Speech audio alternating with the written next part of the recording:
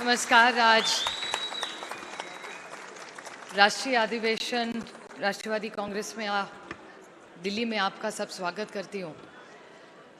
आप सबके चेहरे दिल्ली में देख के आज बहुत आनंद हो रहा है, क्योंकि हम सब जब दिल्ली आते हैं तो बहुत अकेला महसूस करते हैं। प्रफुल्ल भाई बोले वो बात सही है कि हमारी पार्टी ज़रूर छोटी है, लेकिन देश की राजनीति में एक बहुत बड़ी पार्टी है। और इसका उदाहरण अभी मेयर फैजल बात कर रहे थे कि पार्टी का जन्म 23 साल पहले हुआ। 23 साल में पहले 10 साल ये पार्टी पावर में देश दिल्ली में रही, और महाराष्ट्र में 23 साल में पहले 15 साल, उसके बाद 2.5 साल, 17.5 साल ये पार्टी सत्ता में रही है। मुझे नहीं लगता किसी का स्ट्राइक रेट इतना अच्छा है अभी तक। तो केरल में तो कब पहले से है, गोवा में भी रही है, यहाँ मेघालय में भी रही है। तो स्ट्राइक रेट हमारे पार्टी का हमेशा सत्ता में रहने का है। तो जब थोड़ा सा हड़बड़ी हो जाती है तो थोड़ा सा कार्यकर्ता में नर्वसनेस आ जाता है, लेकिन जब थोड़ा सा फेलियर देखे तो जो सक्सेस है उसकी कीमत ज़्यादा अच्छी लगती है और ज़्यादा मीठा लगता है।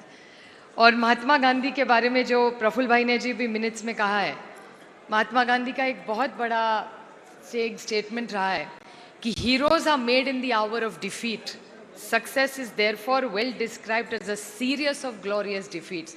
आपको अभी भी 2019 का इलेक्शन याद होगा। सब कह रहे थे कि एनसीपी पार्टी खत्म हो गई है, और सबसे ज़्यादा हमको 10 या 11 सांसद महाराष्ट्र में दे रहे थे। संजय बाबू आप कैसे लड़े, पता भी नहीं कैसे लड़े, हमने तो आपको गिना ही नहीं था। अब तो एमएलए भी बन गए और उसके बाद मंत्री भी बन गए, डबल लॉटरी बन गई। और 19 में जो परिस्थिति थी उससे अलग परिस्थिति आज है।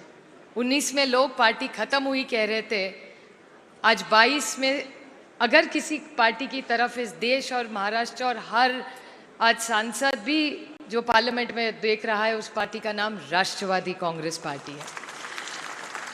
थोड़ा डेटा में जाना चाहती हूँ, आपको अच्छा भी लगेगा सुन के कि लोकसभा में 545 सांसद है और राज्यसभा में 280 में से सिर्फ 4 राष्ट्रवादी कांग्रेस पार्टी के हैं और 245 में सिर्फ 5 राष्ट्रवादी कांग्रेस पे है। लेकिन अगर आप पार्लियामेंट का परफॉर्मिंग डेटा देखें तो 280 में से पहले 5 टॉपर में से 2 एनसीपी के हैं, एक वंदना ताई है और एक फौजिया ताई। और 540 में भी पहले 5 में 3 टॉपर्स है, उसमें के 2 अमोल कोल्हे और फैजल, ये फर्स्ट टाइम एमपीज है। तो इतने बड़े 800 सांसदों के टॉप परफॉर्मेंस 10 अगर आप परफॉर्मिंग देखें ना, हमारी कोई बड़ी संगठन का कोई स्कूल है ना कोई रोज नोट्स देने वाला है, लेकिन हमारे जो विचार है और जो हमारी लीडरशिप कहते हैं उसको आगे लेके ना काम। अगर परफॉर्मेंस वाइज डेटा वाइज सबसे बड़ी पार्टी जो इफेक्टिव पार्टी पार्लियामेंट में है और जिसका नंबर सबसे कम है लेकिन इफेक्टिव है, उस पार्टी का नेशनलिस्ट कांग्रेस पार्टी है। तो मेरे ख्याल से बहुत बड़ी चीज़ हम सब के लिए है। मैं आज अमोल, फैजल, फौजिया जी और वंदना जी का तहे दिल से आप सब की तरफ से, आप सब ने इस फर्स्ट टाइम को ज़ोरदार उनका स्वागत करना चाहिए कि इतना अच्छा परफॉर्मेंस पार्लियामेंट में सारे करते हैं। और इतना भी नहीं है, सामने वाले मंत्री लोग भी, फौजिया जी का मैं तो हमेशा कहती हूँ, इस देश के वाइस प्रेसिडेंट ने फौजिया जी और वंदना जी को, वो खुद भारतीय जनता पार्टी के बारे में अच्छा नहीं बोलते, लेकिन बोलते हैं भारतीय जनता पार्टी वालों को अगर अच्छा एमपी बनना हो तो फौजिया और वंदना ताई के जैसा बनो। ये मैं नहीं कह रही है, भारतीय जनता पार्टी कह रही है। तो ये माहौल बहुत अलग हो रहा है, और जिस तरह से मेरे ख्याल से एक अलग वातावरण में आज हम राजनीति कर रहे हैं। मैं जिस कारण राजनीति आई वो ये भुजबल साहब कह रहे थे, बोले ईडी तो थी नहीं। मुझे ईडी कौन है ये भी पता नहीं था जब राजनीति में आई थी। ज़रूर संघर्ष था, लड़ाई थी, लेकिन वो विचारों की लड़ाई थी, लेकिन बात करते थे हम। संविधान की लड़ाई थी, और आज संविधान को कौन पूछ रहा है? नड्डा जी के बारे में मैं बोलना चाहती हूँ। नड्डा जी ने क्या कहा कि रीजनल पार्टीज खत्म हो जाए, इस देश में एक नेशन वन पार्टी है। मैं नहीं कहती हूँ, नड्डा जी कह रहे हैं। मैं सिर्फ नड्डा जी को कहना चाहती हूँ कि आप कॉन्स्टिट्यूशन भूल गए, आप संविधान भूल गए। और मैं डॉक्टर बाबा साहेब अम्बेडकर को कोट करना चाहती हूँ।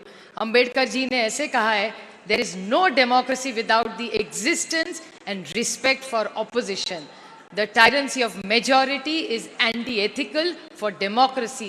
This was primarily because he understood for the deeply plural fabric of India to be protected, it was important for us to have multiple parties. मेरे ख्याल से ये सब चीज़ें हम लोगों से कहनी चाहिए। कॉन्स्टिट्यूशन, एनसीपी किससे चलती है? तो संविधान से चलती है। इस देश किससे चलना चाहिए? किसी की एक की मनमानी से देश नहीं चलेगा, ये देश संविधान से चलेगा। और राष्ट्रवादी कांग्रेस पक्ष की लड़ाई ये संविधान को रखने के लिए, बी.आर. अम्बेडकर जी ने दो देश जिसके लिए बनाया है, जिसके लिए हजारों लोगों ने त्याग किया है, जिसका उल्लेख प्रफुल्ल भाई ने किया, भुजबल साहब ने किया, इस संविधान के लिए हमारी लड़ाई है। और इसके लिए हम सब ने पहले, मैं युवा और स्टूडेंट्स के लिए ज़्यादा ये कह रही हूँ, आप सब ने संविधान पढ़ना चाहिए। और मैं केरला सरकार की और पीसी चाको जी के तहे दिल से आभारी हूँ, क्योंकि संविधान का सबसे अच्छा प्रोग्राम किसी ने किया है तो हमारी केरला सरकार ने किया है। In this entire nation, Kottayam district is the only district which is 100% constitutional literate, and NCP is an integral part of that government. I am so proud to say that. हम जब हमारी achievements कहते हैं तो इस देश में एक ही जिला है। और मेरी कोशिश रहेगी, जो दादा से मेरी बात हुई थी, कि इसके बाद मैं और शिरूर में, जहाँ से अमूल कोल्हे आते हैं और दादा वहाँ के बहुत साल से पालक मंत्री रहे, हमने तय किया है कि इस देश का दूसरा डिस्ट्रिक्ट जो कॉन्स्टिट्यूशनली लिटरेट होगा वो अमोल का और मेरा और हम सब का पूना डिस्ट्रिक्ट रहेगा। उसके लिए हम फुल टाइम काम करेंगे। लेकिन कोट्टयम के बाद अशोकराव आपल्याला हे काम पुढचं करायचं आहे, क्योंकि संविधान से ही देश चलेगा। ये लड़ाई किस बात की है? ये जिस बारे में हर सब कोई कह रहा था ये द्वेष की लड़ाई है, देश की लड़ाई नहीं है। हम सब जब कह रहे थे, हमारे शास्त्री जी ने कहा, स्वामी विवेकानंद जी ने हमेशा कहते रहे, वसुदेव कुटुंबकम। हर प्राइम मिनिस्टर इस देश का जब यूनाइटेड नेशंस में जाता है तो ये बात बोल के आता है, but you have to practice what you preach. अब यूनाइटेड नेशंस में ऑल इज वन कहते हैं, और यहाँ आके जिस तरह से भाषा करते हैं, ये हमारे सबकी सोचने की बात है और इसके खिलाफ आवाज़ उठाने की ज़रूरत है।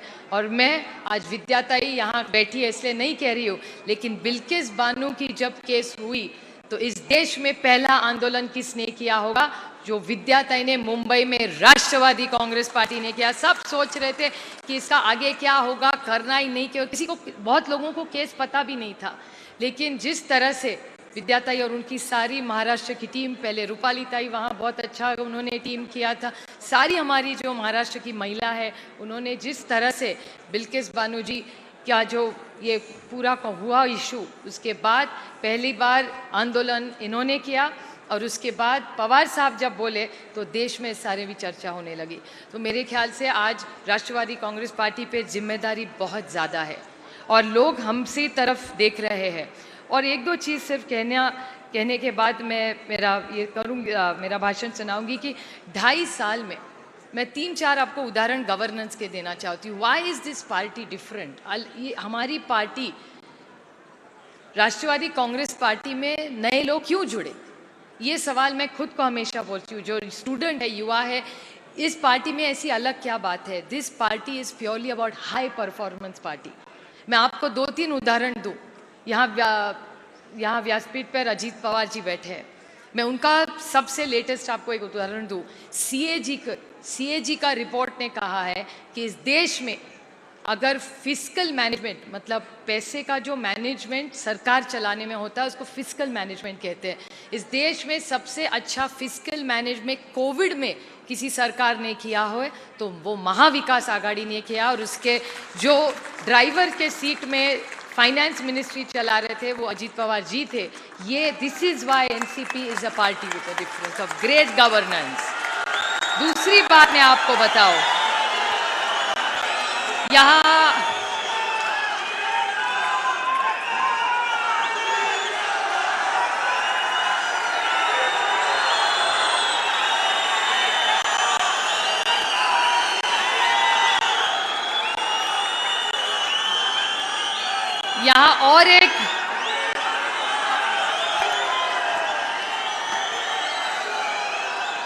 यहाँ और एक नेता बैठे हैं जिनका नाम राजेश टोपे है। इस देश में कोविड के टाइम में सबसे अच्छा हेल्थ मिनिस्टर कौन होगा ये मैं नहीं कह रही हूँ, केंद्र सरकार का डेटा कह रहा है, मैं नहीं कह रही हूँ। केंद्र सरकार का डेटा कहता है इस देश का सबसे अच्छा हेल्थ मिनिस्टर कोविड में कौन रहा है, वो मेरे राजेश टोपे रहे हैं। इससे ये भी डेटा सब कहते हैं। और इस अड़चन के काल में जिस तरह से एनसीपी का परफॉर्मेंस देश, मुझे बहुत अच्छा लगता था जब मैं पेपर दिल्ली में खोलती थी, हर पेपर में कोविड फ्रंट पेज पे रहता था और कोट देश के मंत्री का नहीं था, वो Rajesh Tope Maharashtra health minister says और मैं कहना नहीं चाहती थी ये अच्छा नहीं है, लेकिन केंद्र के जो मंत्री थे मेरे उनके बहुत अच्छे संबंध है, लेकिन उनके राजेश के भी संबंध है, लेकिन थोड़ा सा गड़बड़ हो गया, उनकी ट्रांसफर हो गई लेकिन राजेश का प्रमोशन हो गया। ये एक बड़ी बात सबको याद रखनी चाहिए। तो जिस तरह से तीसरा दिवशी बाहर निकले होते, करेक्ट, तू जालना था बेटा, तो ऐसा बहुत सारे अच्छे काम पार्टी ने किए। लेकिन मैं आज नेताओंगण से आप हमारी सब की तरफ से कहना चाहती हूँ कि आप पार्टी को एक प्रोग्राम दीजिए, पार्टी के कार्डर को एक अच्छा अगर आप प्रोग्राम दें यहाँ से, उसकी ज़रूरत है। और मैं जयंत पाटिल जी की बहुत आभारी हूँ कि सबसे अच्छा प्रोग्राम जो जयंत पाटिल जी ने दिया था पार्टी में कि 1 घंटा राष्ट्रवादी के साथ, उसका प्रोग्राम का नाम था 1 तास राष्ट्रवादी सी। शुरू में मैंने दादा ने थोड़ा पहले शुरू किया, हमारा निर्वाचन क्षेत्र एक ही पड़ता है तो दादा ने पहले स्टार्ट किया, फिर मैं भी थोड़ा ढीली काम कर रही थी कि अरे 1 घंटा अभी सैटरडे कौन छोड़ के जाएगा। लेकिन जैसे जैसे मैंने वो 1 घंटा सैटरडे, सिर्फ 1 घंटा, हमेशा एक सैटरडे जो पहला शनिवार महीने का होता है, 1 घंटा पार्टी के लिए पार्टी मांग रही है, बस 1 घंटा। और वो जब प्रोग्राम मेरे निर्वाचन क्षेत्र में शुरू किया, मुझे ऐसा पता चला कि पार्टी में इतना टैलेंट है कि वो जो छोटा छोटा कार्यकर्ता जो मेहनत करता है, जो झंडा लेके घूमता है, जो संघर्ष करता है, उसको न्याय देने के लिए कोई अच्छा प्रोग्राम हो तो सबसे अच्छा ये 1 घंटा राष्ट्रवादी कांग्रेस का है। तो मैं पवार साहब को और प्रफुल्ल भाई को विनती करूंगी कि ये प्रोग्राम एक महाराष्ट्र का जो प्रोग्राम है वो देश का एक प्रोग्राम हो। आज के बाद राष्ट्रवादी कांग्रेस का हर कार्यकर्ता हर महीने 1 घंटा तो अपने कार्यकर्ता से बोलेगा, उसका दुख सुख सुनेगा, पार्टी के बारे में बात करेगा, देश राज्य में क्या चल रहा है इसके बारे में बात करेगा और फिर आगे की प्लानिंग होगी। क्योंकि संगठन को ताकत करना ये बहुत ज़रूरी है। जब हम पावर में होते हैं तो संगठन के लिए किसी को टाइम नहीं होता है, लेकिन अभी 1.5-2 साल ये हमारे लिए सबसे इम्पोर्टेंट है। अब महाराष्ट्र में तो जो लड़ रहा है वो 2024 की लड़ाई लड़ रहा है, लेकिन राष्ट्रवादी कांग्रेस पार्टी अभी महाराष्ट्र में 2024 की नहीं लड़ रहा है, पहले वो कार्यकर्ता के लड़ेगा, जिला परिषद कॉरपोरेशन की लड़ाई पहले लड़ेगा, उसके बाद वो ये लोकसभा की बात करेगा। अभी भी जो भी आ रहा है वो बारामती जा रहा है, सबका स्वागत है, अच्छा है, बारामती देखने लायक है ही। जैसे सब दुनिया दुबई जाती है वैसे इंडिया में सब बारामती जाते हैं, तो मुझे बहुत अच्छा लगता है सब बारामती आते हैं। तो बारामती तो सब आए, अच्छी बात है, लेकिन आते वक्त वो सब लगे हुए, आज कई महिलाएं वैशालीताई और वगैरह सब कल मुझे मिलने आई थी, अरे लोकसभा की तैयारी के लिए लगेंगे। मतलब लोकसभा 1.5-2 साल पहले है, उसके पहले हमारे लाखों कार्यकर्ताओं की लड़ाई है। पहले हम कॉरपोरेशन, नगर पालिका, महानगर पालिका, जिला परिषद की तैयारी करेंगे, उसके बाद हम लोकसभा तैयारी करेंगे। तो आज ये लोकसभा की तो और सब तैयारी चलती रहेगी, लेकिन आज महाराष्ट्र का हर कार्यकर्ता जो लड़ना चाहता है उसके लिए राष्ट्रवादी कांग्रेस पार्टी का ये अधिवेशन है। तो मेरी सबसे विनती है कि आज एक अच्छी सोच लेके, एक क्लैरिटी लेके यहाँ से हम चले, संविधान के बारे में लोगों से बात करें, खुद पहले पढ़े, उसके बाद बाकी उनको पढ़े। तो हमेशा संविधान हो और हमारी सोच क्या, हमारी आइडियोलॉजी क्लैरिटी क्या है। हम किसी के खिलाफ नहीं है, हम सबको साथ लेने चाहते हैं और हमारी किसी की पर्सनैलिटी से तो है ही नहीं। अब पार्लियामेंट में हम सबका रिकॉर्ड देखिए, कोई हम लोग वेल भी नहीं जाते, बीच में भी जाते, झगड़ा भी नहीं करते, किसी को कॉलर वॉलर पकड़ते नहीं है। और ये तो माननीय प्रधानमंत्री जी ने कहा है कि इस देश में दो ही पार्टियां हैं जो कभी वेल में नहीं जाती। ये प्रधानमंत्री कहते, मैं नहीं कह रही हूँ। एक ओडिशा की पार्टी है बिजू जनता दल और एक पवार साहब की राष्ट्रवादी कांग्रेस पार्टी। हमेशा एक कल्चरल है। हमारी लड़ाई किसी से इंडिविजुअल नहीं, हमारी लड़ाई विचारों की लड़ाई है। इसलिए हर कार्यकर्ता पे ज़्यादा जिम्मेदारी है। इस सारी सोच कि आज जो पवार साहब का भाषण था, आप थोड़ा सा आप चाइना वाइना सोच रहे हैं, मुझे क्या चाइना से लेना देना। हम हमेशा कहते हैं कि चाइना से हमेशा हम सबको सतर्क रहना है और सतर्क रहना है, क्योंकि आपको याद होगा जिस दिन मोदी जी की पहली ओथ हुई थी, उस ओथ में हमारे सारे नेबर्स आए थे। हर नेबर आया था, हर प्राइम मिनिस्टर और प्रेसिडेंट, हमारे सारे नेबर्स आए थे। और आज हमारी एक्सटर्नल अफेयर्स की पॉलिसी के कारण हमारा कोई नेबर हमसे बात नहीं कर रहा है। तो ऐसे 7 साल 8 साल में क्या हुआ कि जो हमारा दोस्त था, जो अतिथि बन के मोदी जी के स्वागत में भारत आया था, वो आज भारत से बात करने के लिए भी तैयार नहीं है। और इस सारी चीज़ें, ये जो इंस्टेबिलिटी और वॉलेटाइल जो चीज़ें हमारे अगल बगल में हो रही है, उसका इम्पैक्ट आज नहीं तो कल हमारे राज्य पे होगा, हमारे इकोनॉमी पे होगा। और आप सब पॉलिटिकल वर्कर्स हैं, ये सारी चीज़ें हमने पढ़नी चाहिए। राष्ट्रवादी का बहुत अच्छा मैगजीन भी निकलता है, वो भी आप पढ़िए और पढ़कर एक अच्छा जिम्मेवार कार्यकर्ता, क्योंकि हर राष्ट्रवादी का काडर का कोई अजीत पवार बनना चाहता है, कोई राजेश टोपे बनना चाहता है, कोई अशोक पवार बनना चाहता है, कोई शशिकांत सिंह बनना चाहता है। लेकिन ये सब नेता बड़े हुए हैं क्योंकि उन्होंने मेहनत की है और हमेशा पढ़कर बोलते हैं। इसलिए राष्ट्रवादी कांग्रेस पार्टी का हर नेता कार्यकर्ता ये रास्ते पे कुछ न पार्लियामेंट में गलत करता है, न असेंबली में करता है, न रास्ते पे करता है। वो संविधान से ही चलता है और आगे भी संविधान से ही चलेगा। आज आप दिल्ली आए, आप सबका तहे दिल से स्वागत करके ऐसे अधिवेशन पार्टी ने लेके हम सबको आगे की हमारी रणनीति क्या है इसमें मार्गदर्शन करते रहे। इतना ही सब हमारे सीनियर्स को कह के सोनिया, धीरज और आपकी सारी टीम का बहुत बहुत आभारी। बहुत अच्छा प्रोग्राम आप सबने यहाँ किया, इसके लिए आप सबकी आभारी हूँ। जय हिंद, जय महाराष्ट्र, जय राष्ट्रवादी। एबीपी माझा, उघडा डोळे बघा नीट।